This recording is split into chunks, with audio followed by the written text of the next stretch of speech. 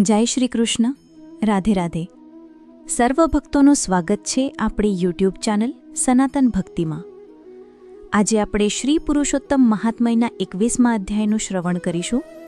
આ અધ્યાયમાં ભગવાન પુરુષોત્તમની પૂજન વિધિ તથા અનુમાનિતી રાણી ધનબાની અદ્ભુત અને પ્રેરણાદાયક કથાનું વર્ણન કરવામાં આવ્યું છે.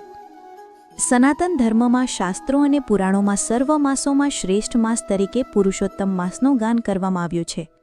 આ માસને અધિક માસ તરીકે પણ ઓળખવામાં આવે છે. આ માસ દરમિયાન કરવામાં આવેલું સ્નાન, ધ્યાન, જપ, તપ, દાન અને ભક્તિ અનેક ગણો પુણ્ય આપે છે. આ માસમાં ઓમ નમો ભગવતે વાસુદેવાય મંત્રનો જાપ, શ્રીમદ ભગવદ્ ગીતાનો પાઠ, પવિત્ર નદીઓમાં સ્નાન તથા ભગવાન વિષ્ણુની આરાધના કરવાનું વિશેષ મહાત્મય છે. ખાસ કરીને મહિલાઓ આ માસ દરમિયાન માટીમાંથી કાંઠાગોરમાની મૂર્તિ બનાવી ભક્તિભાવથી તેની પૂજા કરે છે.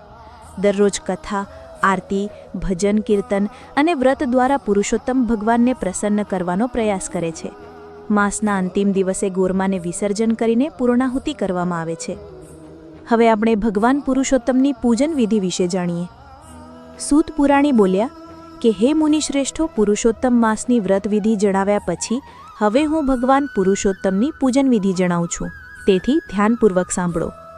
ધાતુની મૂર્તિને અગ્નિમાં તપાવ્યા પછી તેને બીજ મંત્રોથી પ્રાણ પ્રતિષ્ઠા કરવી. તેમ કરવાથી મૂર્તિમાં દેવતાનો નિવાસ થાય છે. ત્યારબાદ ભગવાન પુરુષોત્તમનું ષોડશોપચારથી પૂજન કરવું.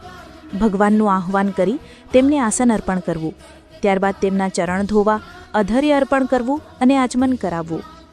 પહેલાં પંચામૃતથી સ્નાન કરાવવું અને પછી શુદ્ધ શીતળ જળથી સ્નાન કરાવવું. ત્યારબાદ પીતાંબરનો જોટો અર્પણ કરવો, જનોઈ પહેરાવવી, સુખડ અને ચંદનનું લેપન કરવું. પછી અક્ષત તથા પુષ્પો અર્પણ કરવા.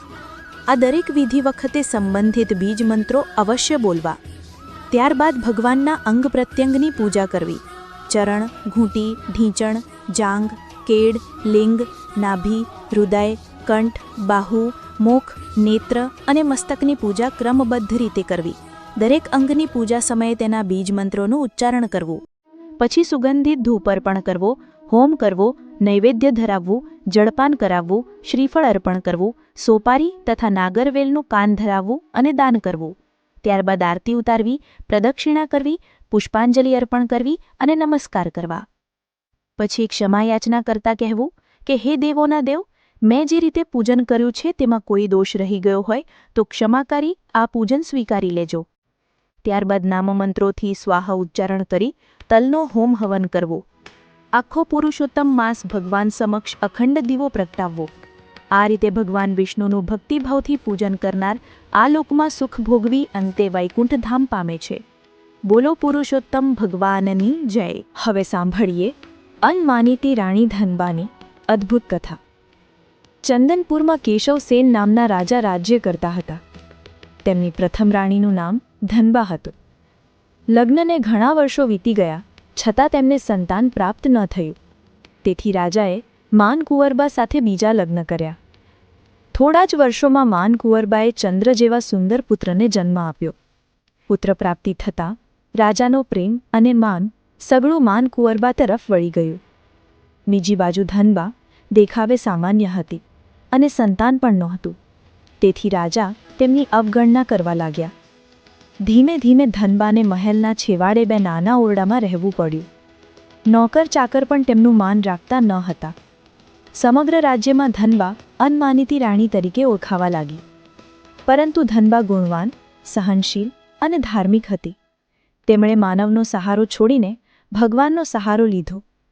તેઓ દિવસ રાત ભજન, સ્મરણ અને ધર્મમાં લીન રહેવા લાગ્યા. એવામાં પવિત્ર પુરુષોત્તમ માસ આવ્યો. ધનબાએ નિષ્ઠાપૂર્વક પુરુષોત્તમ માસનું વ્રત શરૂ કર્યું. તેઓ દરરોજ વહેલી સવારે ઉઠી નદીમાં સ્નાન કરવા જતી, કાંઠાગોરમાની પૂજા કરતી, કથા સાંભળતી, દાન કરતી અને એક ટાણું ઉપવાસ રાખતી. માનકુંવરબા ધનબાની મજાક ઉડાવતી. તેમને ભક્તાણી કહીને સંબોધતી. રસોડાનો કારભાર પોતાના હાથમાં હોવાથી ધનબાને એઠું ખાવા મોકલતી. તેમનો આશય ધનબાનું વ્રત તોડાવવાનો હતો. પરંતુ ધનબા સમજદાર હતી. તેમણે એક ટાણું પણ છોડીને નકોરડા ઉપવાસ શરૂ કર્યા. આ જોઈ માનકુંવરબા વધુ ક્રોધિત થઈ ગઈ. તેણે રાજા કેશવસેનના કાન ભર્યા અને કહ્યું કે ધનબા પુરુષોત્તમ માસનું બહાનું બનાવી કોઈ ગુપ્ત યોજના કરી રહી છે. કાચા કાનના રાજા આ વાતોમાં આવી ગયા અને ક્રોધે ભરાઈ ધનબાને મહેલમાંથી કાઢી મૂક્યા. બિચારી ધનબા રડતી રડતી મહેલમાંથી નીકળી ગઈ. ઉપર આકાશ અને નીચે ધરતી સિવાય હવે કોઈ સહારો ન હતો. છતાં તેમના હૃદયમાં ભગવાન પુરુષોત્તમ પર અડગ વિશ્વાસ હતો. રસ્તામાં તેમને તરસથી તડપતી એક ગાય મળી. ધનબાએ નજીકના વહેણમાંથી પાણી લાવી ગાયને પીવડાવ્યું. થોડું આગળ જતાં એક જૂનું શિવાલય મળ્યું. તેમણે શિવાલય સાફ કર્યું, પાણી છાંટ્યું, શિવજીને સ્નાન કરાવ્યું અને બીલીપત્રથી પૂજા કરી. આગળ જતાં બે ઝઘડતા નાગ મળ્યા. ધનબાએ બંનેને શાંત કર્યા. ઉપવાસ અને થાકને કારણે તેમનું શરીર અશક્ત બની ગયું હતું. અંતે તેઓ એક ઋષિના આશ્રમ પાસે બેભાન થઈને પડી ગયા. મહાજ્ઞાની ઋષિએ તેમને ભાનમાં લાવ્યા અને આખી વાત જાણી. ધનબાની ભક્તિ જોઈ ઋષિ પ્રસન્ન થયા. તેઓ બોલ્યા, હે બહેન, તું પુરુષોત્તમ માસનું વ્રત નિષ્ઠાથી કર્યું છે. તારી ભક્તિથી ભગવાન પુરુષોત્તમ પ્રસન્ન થયા છે. હવે તારા દુઃખોનો અંત આવશે. તારી કાયા કંચનવર્ણી બનશે. તને દેવ સમાન પુત્ર પ્રાપ્ત થશે અને રાજા તથા માનકુંવરબા તારો પ્રેમથી સ્વીકાર કરશે. ધનબા પાછી ફરવા લાગી. સૌપ્રથમ બે નાક મળ્યા. તેમણે ધનબાને કિંમતી વસ્ત્રો અને આભૂષણો ભેટ આપ્યા.